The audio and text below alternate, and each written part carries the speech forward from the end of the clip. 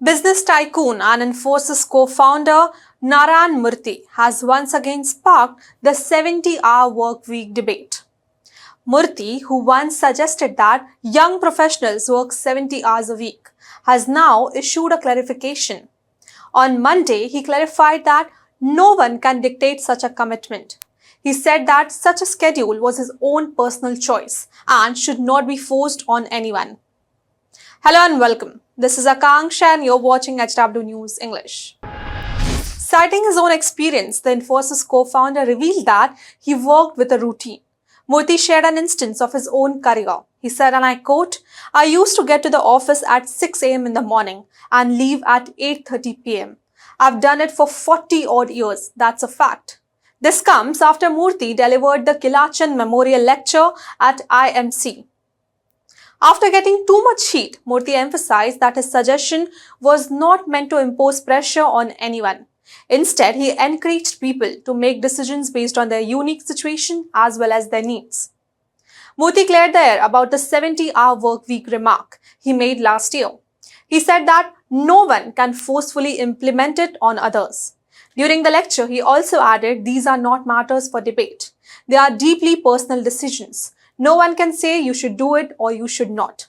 Narayana Murthy, in his speech, said, "The question of stark poverty and inequity in our country has been troubling me right from the day when I spent lonely, hungry, cold, angry, and introspective 21 hours in goods compartment on freight train from Nice in now Serbia to Istanbul way back in 1974 on my hitchhiking trip, returning back to India after my job in Paris."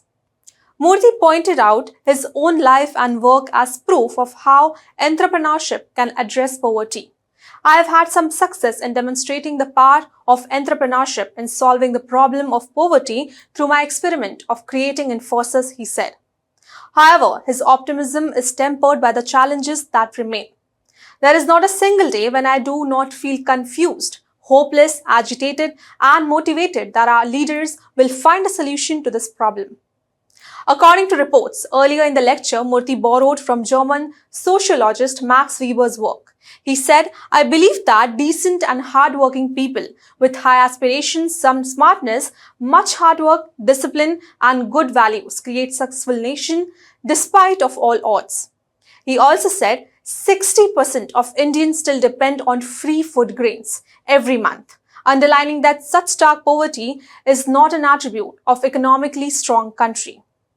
Murthy mentioned the significance of linking one's efforts to societal impact. He said, "If our hard work can improve a child's future, it is a significant achievement." He further added, "If I work hard, generate revenue, and pay more taxes, it will improve the life of children in need." Murthy reiterated that 70-hour work week was merely a personal anecdote and not a directive. He concluded by stating that the value of one's work should be measured by its benefit to society rather than the number of hours spent working. During the lecture, Murthy also addressed concerns about corporate greed, highlighting its role in eroding public trust in capitalism. He urged business leaders to embrace compassionate capitalism, a model that prioritizes both profit and societal well-being as means to rebuild trust and ensure sustainable development. He said these are not issues that should be discussed and debated. These are issues that one can introspect on. One can ingest and one can come to some conclusion and do whatever they want, he added. There is nobody who can say you should do it or you should not do it. However, Murthy's clarification comes amidst heightened pressure on the same topic. Recently, L&T chairman S.N. Subramanian made similar remarks, asking employees to put in 90 hours in a week. He said, "If I make you work on Sundays, I will be happier because I also work on Sunday. What do you do sitting at home? How long can you stare at your wife? How long can a wife stare at the husband? Come on, get to the work and start working," he said. The comments from the L&T chairman sparked reactions from India incorporated leaders, with most criticizing the comment. Rajiv Bajaj, managing director of Bajaj Auto, said, "Let it start from the top, and if it works as a proof of concept, then implement it further down." He called the practice of measuring work hours an archaic and regressive. The second richest man in India, billionaire industrialist Gautam Arani, also shared his views on work-life balance.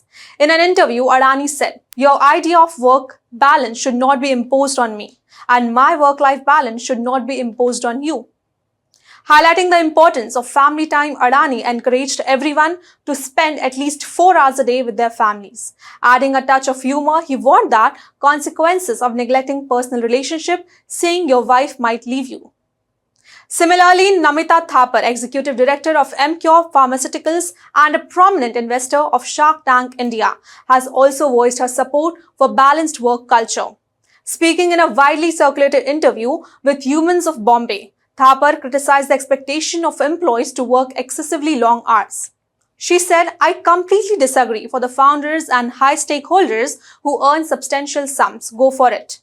Work 24 hours a day forever, but for the common man and women, they need specified work hours." Narayana Murthy, born on August 20, 1946 in Karnataka, hailed from a middle-class family. He attended a government school and earned his B.Tech degree from the University of Mysore and later pursued his master's from IIT Kanpur in 1969. Rejecting high-paying jobs, Murthy chose to take on the challenging role of Chief Systems Programmer at IIMA. He worked under Professor J. Krishnanya on India's first time-sharing computing system. Later in 1981, he co-founded Infosys, a company that has played a significant role in India's tech-driven growth. Well, that's all for this news report. Till then, keep watching HW News English and also download our app HW News Shorts for the latest news and updates. Stay ahead with our cutting-edge news app. Instantly access the latest shorts in just 1 minute and breaking news in just 50 words. Download now for a smarter, faster news experience.